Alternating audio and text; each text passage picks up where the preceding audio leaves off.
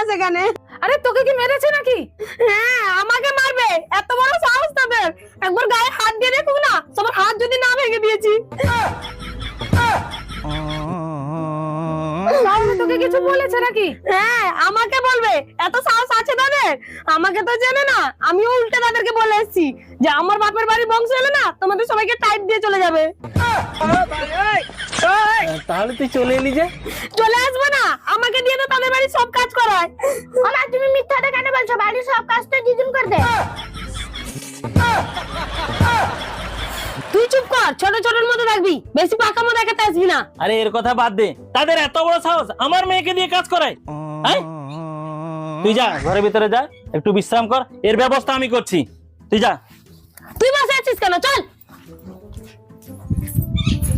কটি রে, একবার শুনে যা তো।